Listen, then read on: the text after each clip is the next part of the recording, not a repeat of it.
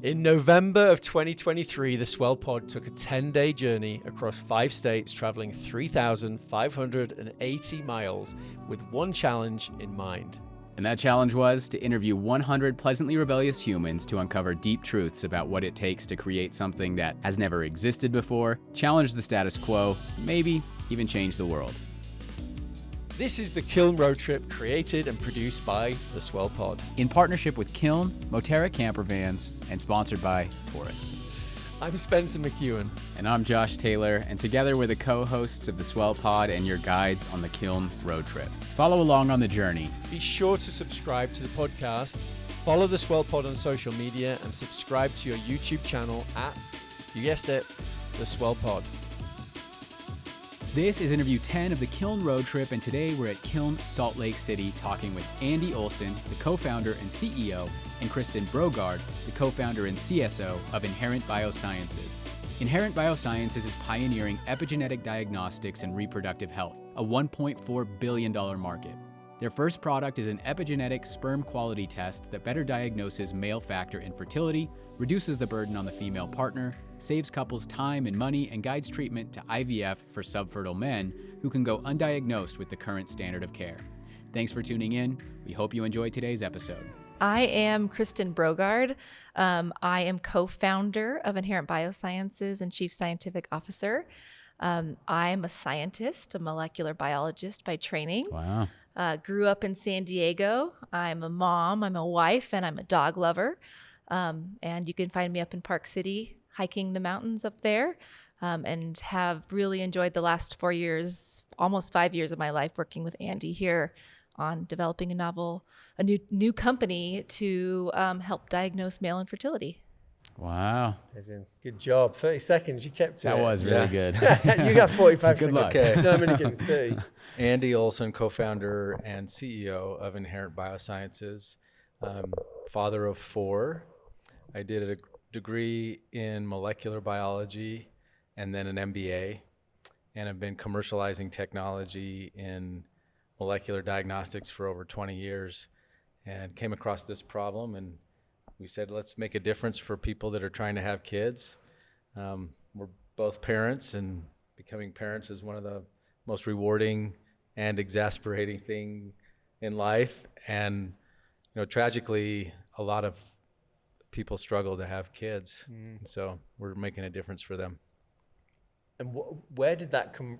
So when did you decide, and why did you decide to address that area? Yeah, I have some friends who were going through fertility treatment. They'd been trying to get pregnant for over 2 years, spent about $80,000 mostly out of pocket.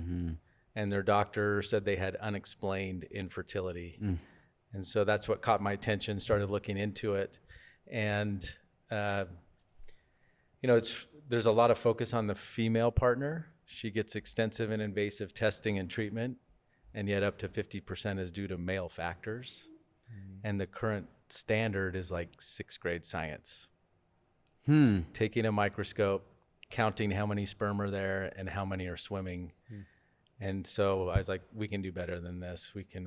So we use DNA technology to analyze the sperm and understand what's happening from a molecular function standpoint. So inside the sperm, the genes and what's happening inside the sperm, and that can tell us whether or not sperm needs more help or if it can do it on its own. Wow. So hang on. So your friend was obviously or more than probably one friend had challenges, and you just thought, okay. Yeah. You sat with it one night, and then the next day you were like, right, I know what to do. I'm gonna. Yeah. It's that curiosity. Why is it unexplained? What's missing? How come they don't know why they've gone through extensive and invasive testing, and they were really frustrated. Like, why doesn't the doctor know? We're spending tens of thousands of dollars on treatment, and you don't know why we can't get pregnant. And that's why I was like, yeah, like if you're using, at least on the male side, 6th grade science to count sperm, that's like saying, okay, well, we're going to take a satellite picture of all the FedEx trucks, count how many there are, which ones are turning in circles and which ones are driving straight. I mean, that's the equivalent of the technology. Like, let's open up the FedEx trucks, look inside the packages, understand what's going on there, like, and see what's the quality of the sperm and can it do its function. I was really fortunate to be introduced to Kristen, who has a background in this technology, and we actually met through Kiln. That's right. We are a Kiln success story. You're a collision. Wow. We are a collision story. Exactly. That's amazing, really. Where did you meet? I mean, sorry, So- not where, but like when? How did that it happen? Yeah, so when I started working on this project, I was working from home, and Kiln opened up here in Salt Lake. Yeah. And I was tired of trying to do stuff from home. And so I came here and just got a general membership, club membership to Kiln. And when I came in, I put in my information, what I was working on, and there was a software developer here in Kiln, also like a club member, saw what I was doing and said, "Oh, you need to meet Kristen. She's a PhD in this field of epigenetics is the technology."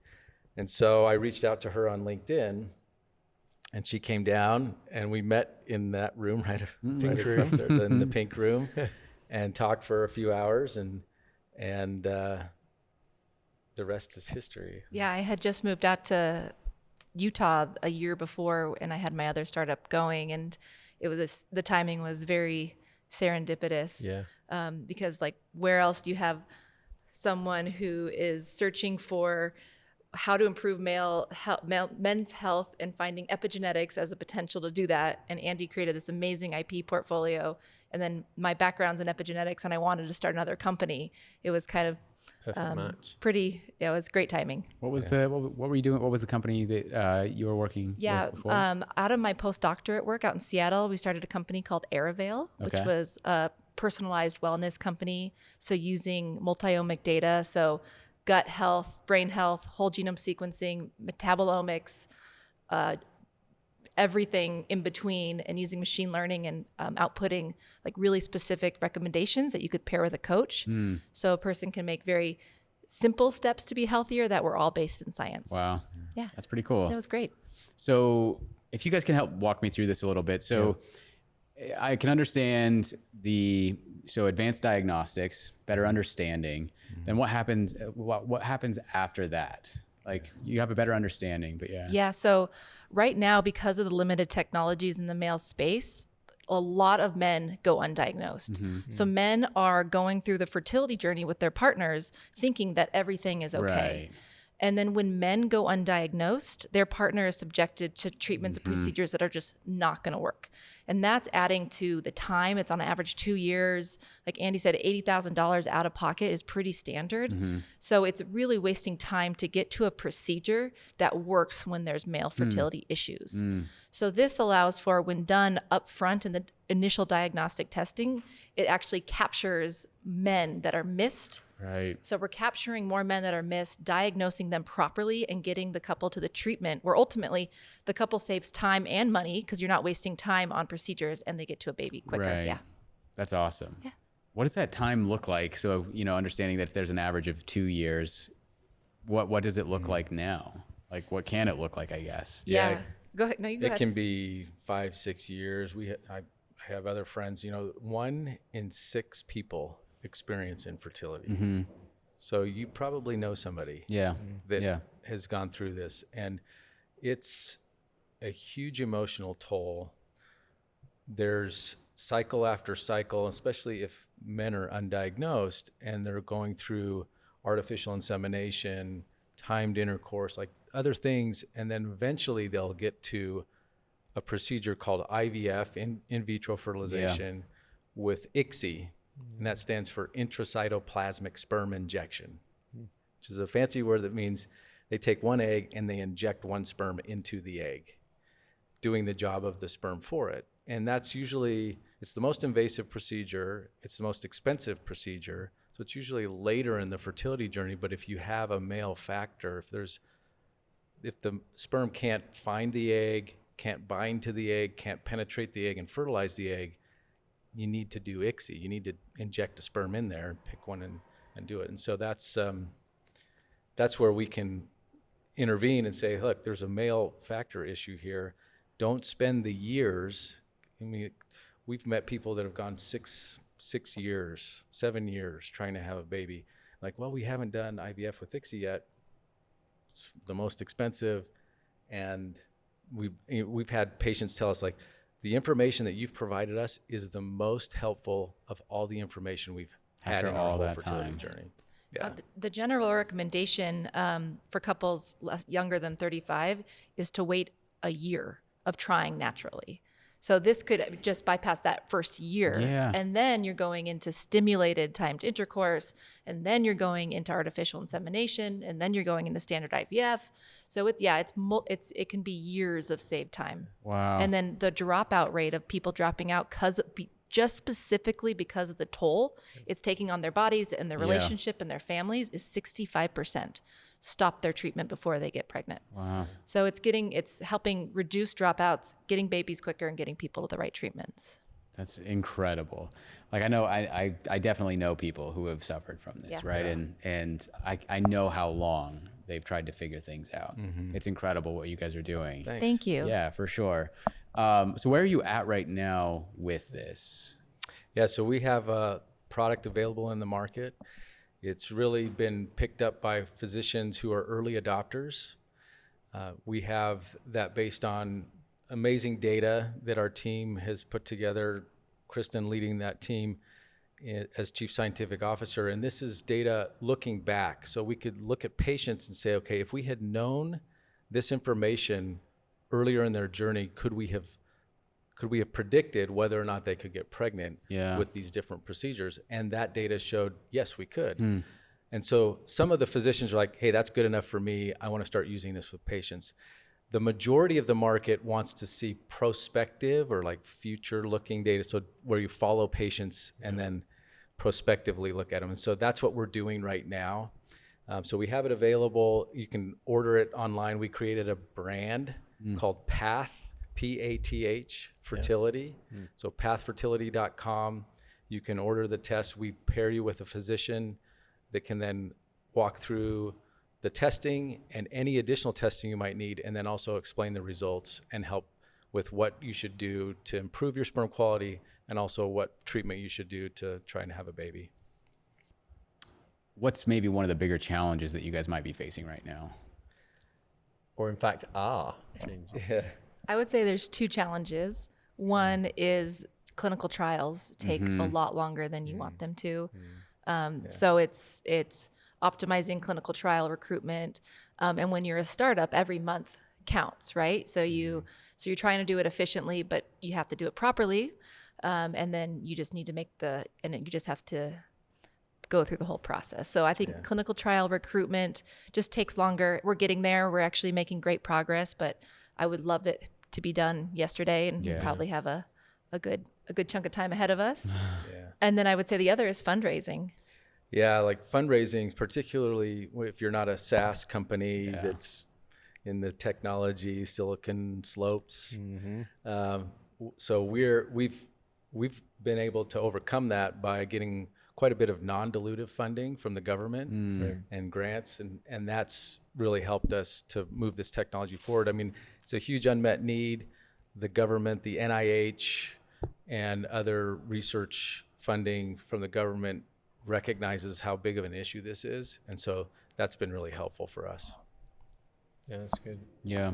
How long did it take to go from understanding that there was this problem and then ultimately to getting to a point where you were able to get to a more effective diagnosis, let's say?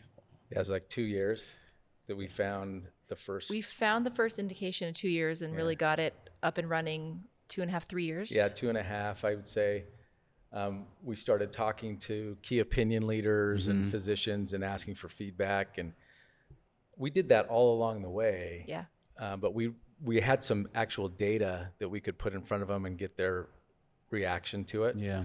It was like 2 years, and then by 2.5 years, we had something that was like a minimum viable product that we could get in their hands and start getting feedback. And we did a big pilot with several fertility groups, and so it's pretty good chunk of time it took to get there, but I think it's been worth it. Just seeing the patient impact and the feedback that we've gotten from patients, it's like makes it all worth the time that we've put into it. Yeah. And then how long do clinical trials, like how long would you expect it to take? For what you guys are doing? It varies on clinical trial to clinical trial. We will have, it'll probably be a 12-month clinical trial from start to 12 to 18 months. 12 to 18 months as we're tracking. And then we have a primary endpoint. So you can choose like where you want to pull your first set of data that's most important. And we're looking at pregnancy data, not birth data. Okay. So we're focusing on pregnancy. If you were to focus on birth, you would add another 9 months. Yeah. Yeah, for sure. Yeah. So yeah, it'll probably be a 12-month clinical trial when we are publishing our first readout. This is exciting. It's really exciting. Yeah. It's fun. And what's wonderful is that some of the biggest fertility networks in the US and in the world are wanting to be part of it because they see the value. So we're able to bring in some of these amazing groups and get their feedback to help with the clinical trial. Yeah, that's fantastic. Great. Should we ask the last question? Last question, yeah. Before we get into the rest of the episode, we want to thank the partners and sponsors who made the Kiln Road Trip possible. The Kiln Road Trip is brought to you by Kiln.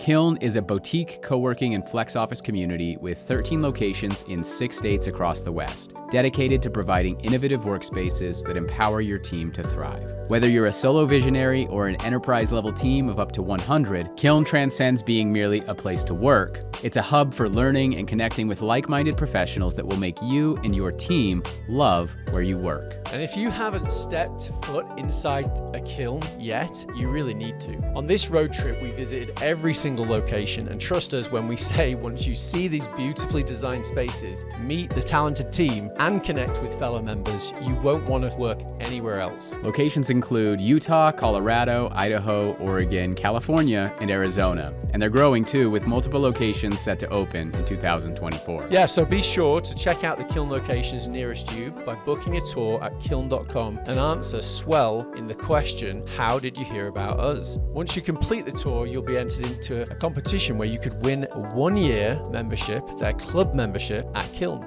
Yep, you heard that. That's Kiln.com, book a tour, and be sure to mention Swell in the question, how did you hear about us?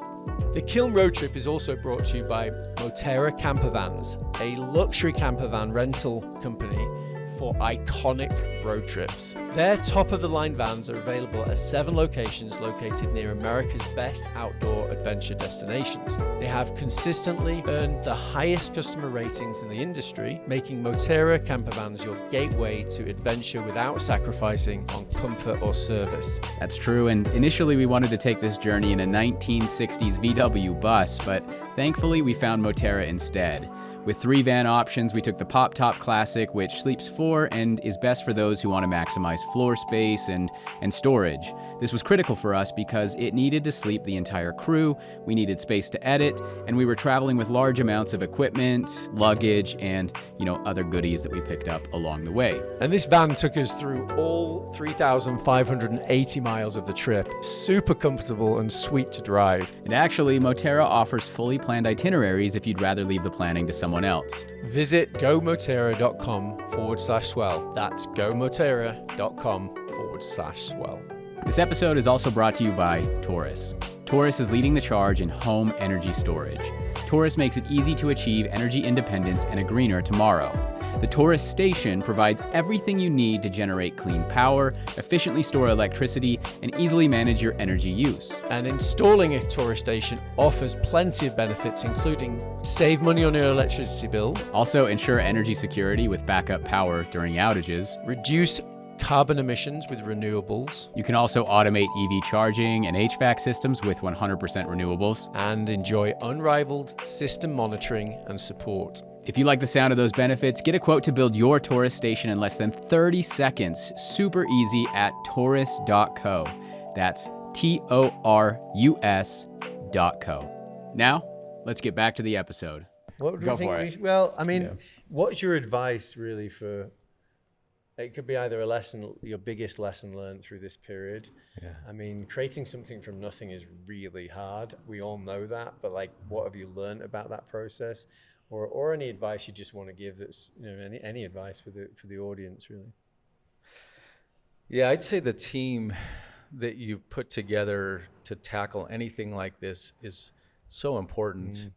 And one of the things we learned, when we started to grow a little bit, when we started out, everybody was in the same room physically. Yeah. And that created this dynamic and interaction that is really unique in a startup situation. And as we started to grow, we're like, hey, let's have like a separate room for Kristen and I. We can get on calls. We're not going to be disruptive to the rest of the team, as the thinking around it.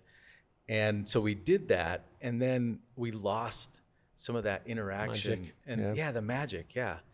And so we now changed that and gone back to like, we're all in the same room.